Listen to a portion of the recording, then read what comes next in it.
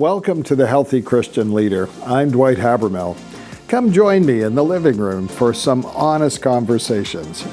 I'll be talking to guests about their journey with Christ through the joys, the challenges, and the messiness of leadership. There's always something to learn from someone's story, so let's get started.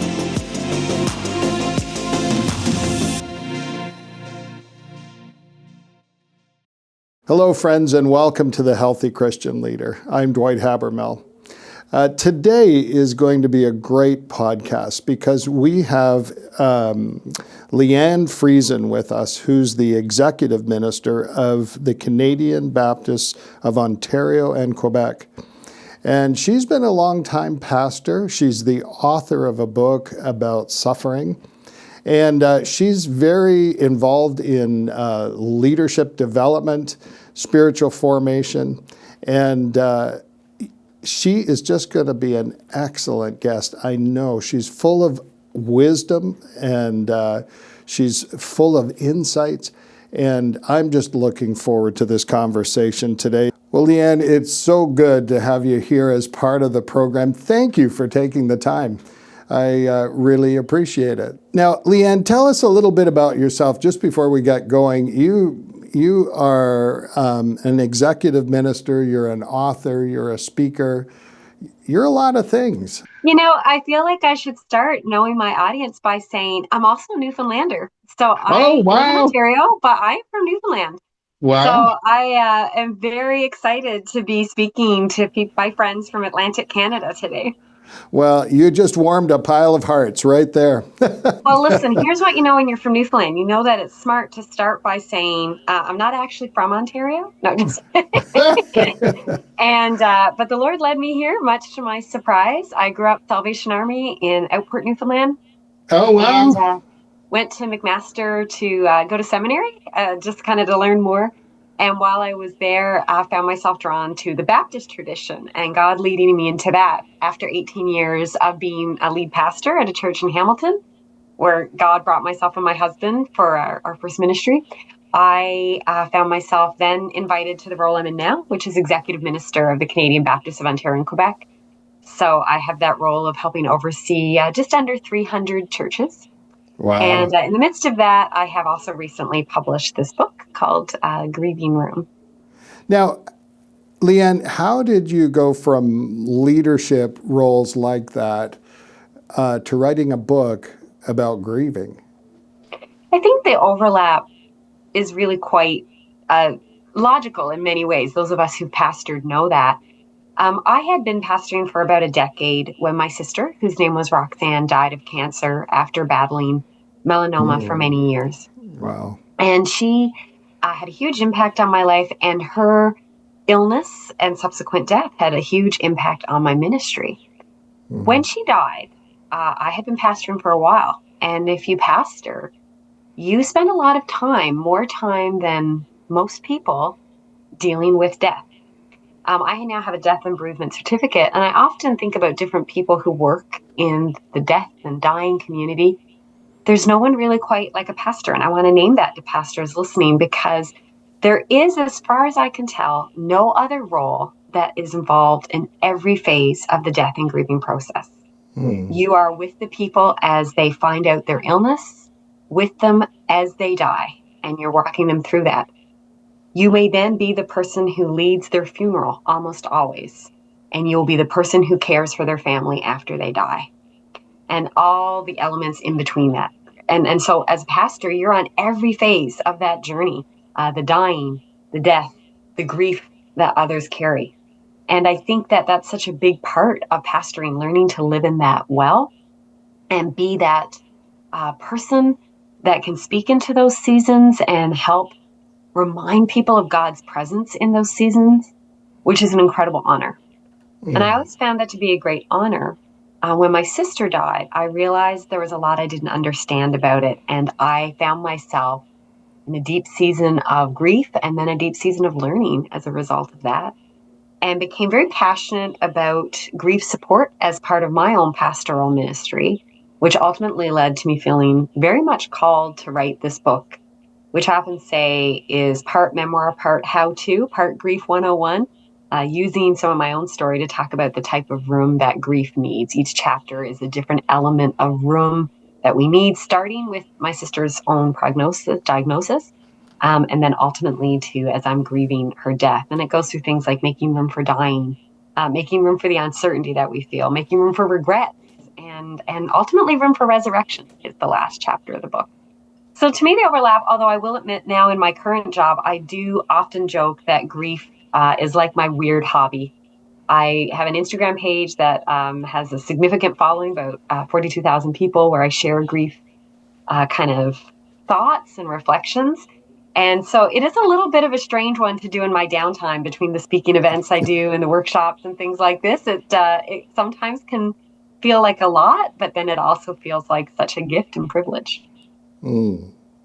Well, how can pastors stay spiritually healthy while carrying their own grief? That seems to be an incredible challenge when I think about it, when you're processing grief and then at the same time carrying the weight of leadership in local churches.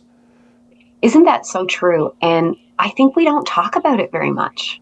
Right? I mean, I haven't really heard a lot of pastors talk about how do we lead while we grieve. And yet almost every pastor at some point or church leader will go through that in their lives. And they'll be in this experience of trying to figure out how they're going to pastor and how they're going to be there for people as they're profoundly carrying their own deep pain. The short answer to that is what I would say to anyone grieving, which is that your grief needs room. And what I mean by that is we don't try to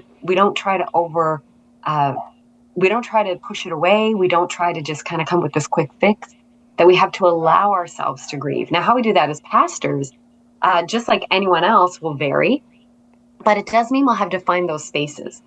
I know when I was first grieving, we actually had a group at our church called Grief Share, which I've heard wonderful things about, and our church led for several years, and many people found very helpful.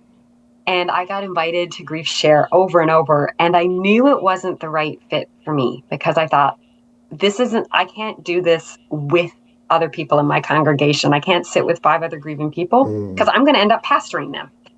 So right. I'm going to hear all their things, and then I'm going to be making notes in my mind of what I need to follow up with.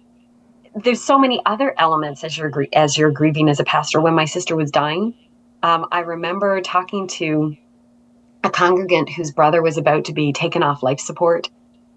She was in her 60s, 70s. And the family had decided this is what they would do. And she was just so upset. And she came to talk to me about it. And I remember her looking at me and saying, as I was trying to sort of walk her through this and help her come to terms with this, she said, "Leanne, you don't get it. How would you feel if your sibling was dying?" And I remember just sitting there and going, yeah, that would be really hard. And it was funny because my sister was dying and she knew that. And she wasn't trying to hurt me. But the reality was I was her pastor. And in that moment, I had to figure out what it meant to not make this about me.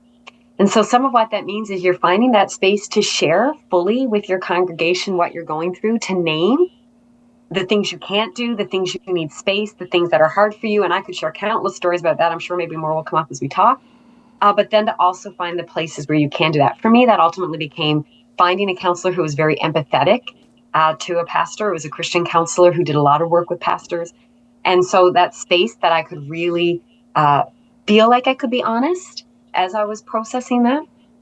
And for others, it will be something else. But it's a lot about knowing your own realities of what will be helpful and not, and finding that balance of realizing your congregation's going to want to help you through it, and they still need you to be their pastor. So you're always walking that really interesting line.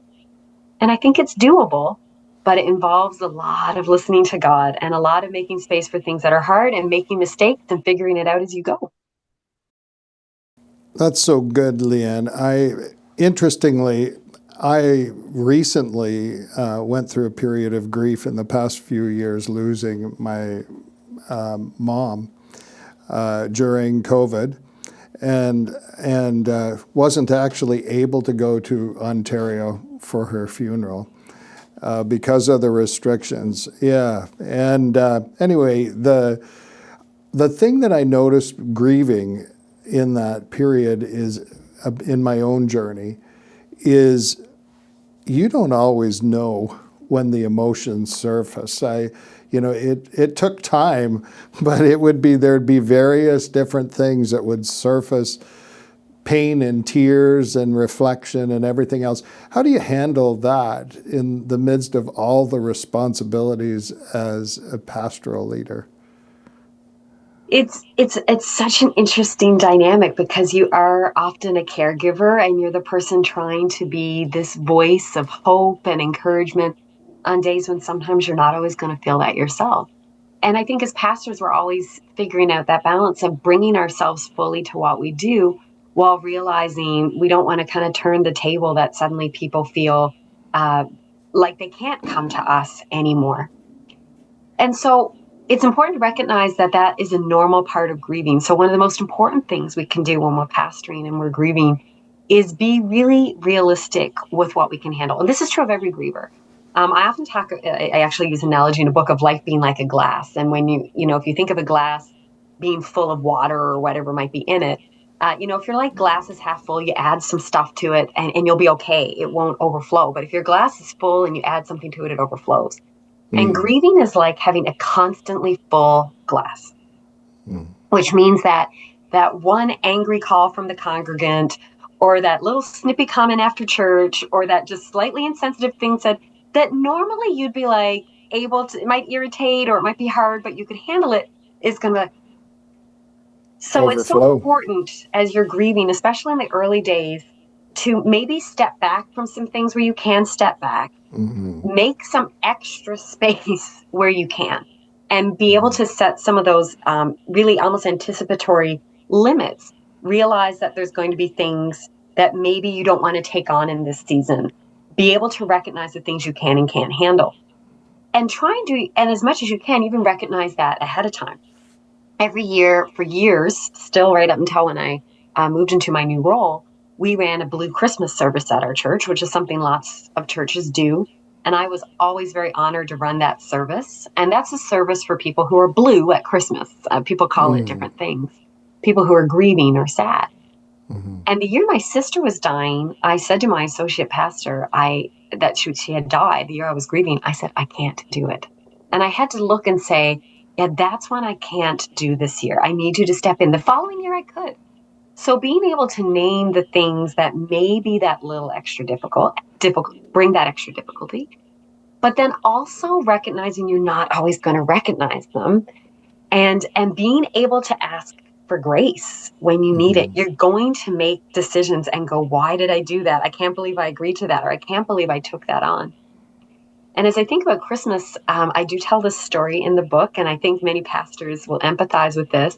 My sister died in May, and I would say, with the exception of the day she died, for me, Christmas Eve of the year after she died, the months after she died, was my hardest grief day. I woke up that morning and I could not get out of bed. I was just sobbing. I woke up with tears streaming down my face. Christmas had just hit me like a ton of bricks that she wasn't going to be there.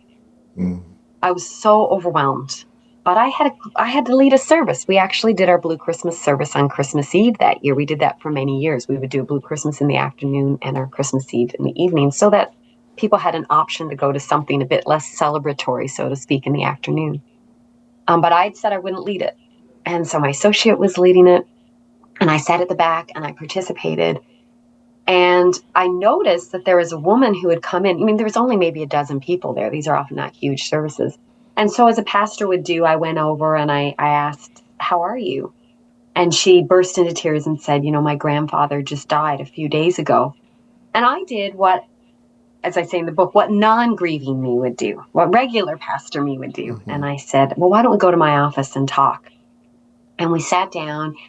And, she was just blubbering and so devastated her grandfather had died, which is, of course, extremely reasonable. And I'm about to sound like an absolutely terrible person, but please remember the depth of grief I was feeling. And I just felt furious with her. I felt like, I can't believe you're telling me about this man who lived a full life and died in his sleep in his 90s. When I'm sitting here thinking about this 14 and 16-year-old, these two girls my sister left behind, having Christmas without their mother after living with cancer. And I just felt frustrated and annoyed with her. Now, I think I was able to put on a good show. I think I did my best. We can push through a lot and on all our roles. But the reality is, looking back, I should have known my limits better. I had already said I'd been in bed all day that day. I had just sat through a Blue Christmas service that opened up every wound. And when I saw her, I could have had another couple options. I could have given her a quick hug, and I could have said, let's make an appointment for next week. And I could have said to my associate pastor, could you come and talk to this person? But you see, what we sometimes try and do as pastors is we want to keep continuing as if we're not people who are now grieving. And that was something that I kind of had to figure out. And so there were a lot of moments we're not always going to quite get there. But one of the ways we look after ourselves spiritually is by recognizing that we are in a season of grief where some of the things we'll do and be able to do will be different. And we let God remind us that God loves us in those moments, that God is with us in those moments, and that we're not being asked to push through in the ways we once were, but to let God shape us into the pastors that we are becoming and that we are in those moments. And I think that's one of the things we do to keep staying spiritually healthy. I know, sharing the story a little bit earlier of my mother's passing, the pain and the intensity of the pain was greatest, obviously, at the beginning and longest periods during the beginning. But then over time, the grieving experiences became less and further apart. And I guess it's really just monitoring how you're doing to see when responsibilities should be coming in on that cycle. Exactly. And grief it progresses in all different ways for different people. It depends on the loss. It depends on the person. One of the chapters in my book is called Room to Never Get Over It. So there's not this, we often have this idea that we're going to wake up one day and we're just going to feel better. Everything's going to be great. I'm sure that you experienced that there were days that hit you out of nowhere that were so difficult. Oh, And so we can do our best to prepare for those days. We can recognize a day that for some reason we know might be difficult for us, be intentional about making good decisions around those days. And then realizing that over time, there are different seasons of how grief looks. Early grief looks different than grief in later years, but yet it's still a part of our lives. And especially if you've had an incredibly tragic loss and you're carrying something particularly huge, it may be that after a few months, that's actually when you're first ready to deal with it. And you suddenly find no one's talking about it anymore and your church isn't even acknowledging it. And that might be for your case that you actually need to remind your board or remind your leaders how heavy your grief still is. One of the gifts of that is that you actually have the chance to even model to your people that this is okay for them to do if they're grieving and they realize they need more time and they still need to name it. So grief, in so many ways, it is completely unpredictable. And I can say all this and we're going to try things and we're going to look back and go, I don't know what I was thinking when I tried to do that. So much of grief is being so gentle with yourself, gentle in the way Jesus is gentle with us, and try to be that way with ourselves. And how we would treat the people we care about in our congregation, that we would treat ourselves with that same grace as we're grieving. Because sometimes we're going to go, oh, wow, I can't believe I just agreed to do that. I can't believe I was so frustrated with someone. I can't believe how long this is taking, all those things. And they're all part of grief. Leanne, this is so good. Now, sometimes people experience a sense of God being silent in the midst of pain. How do you process that as a leader, as a believer, as someone who's journeying? I'm going to sound a bit like a broken record here, but again, it's about making room for that. I keep referring to chapters in my book, but there's two chapters that are very dear to me. And one is Room to Be Uncertain. And that was about when I first heard my sister's prognosis. And she did not have a good prognosis. She started at stage 4, and I made the mistake of a bad Google rabbit hole. And I saw all the stats. And I did that, Dwight, you'll laugh at me, at about 9:30 on a Sunday morning, which I never should have done one day. So you make mistakes and you look back. And so I remember having this sense that, I had to have enough faith. Like if I just believed enough, that it was my job to muster up enough faith that God would heal my sister. And I talk about learning to have room for more uncertainty, room for not really knowing where things would go and not understanding exactly what God was doing. And that was an important part of my story. And then later, one of my later chapters is called Room to Reconsider. And I talk about making space. And I think this is important for pastors to realize, to be looking at the things we always thought were so easy and so obvious and the answers we gave. And suddenly we find ourselves going, it feels a little more complicated now. It feels a little bit harder, or doesn't feel quite as black and white as it once did. And giving ourselves that space to look at things that once seemed really simple to us and maybe look at it in a new way, or find ourselves saying, you know what, I don't fully understand it. And that's part of the things with God is silent. And there was a season in my life that someone had a death and they said, I feel like God is silent. I admit, and I say this to my shame, that I, as a pastor would have said, no, God is here. I promise you, God is here. And, we just need to be willing to listen, and you're struggling. But, if you do this, if you read your Bible, or if you do this, you'll hear God's voice. And I'm not saying any of those things are untrue. They're absolutely true. I wouldn't feel a need to do that now. I would feel much more comfortable saying, that must be so hard to feel that way. And to make space for often what is a huge confession for someone, right? If they're telling you as a pastor, I feel like God is silent, this is actually probably the scariest thing for them to say out loud. And to have empathy for the fact, first of all, that they feel like they're not hearing from God, and that they've said something that they're afraid they're going to be told, well, I guess you're not a Christian anymore. And just making room for them to say it can make so much space for them to feel like they hear from God again. What scriptures encouraged you in the depth of your grief?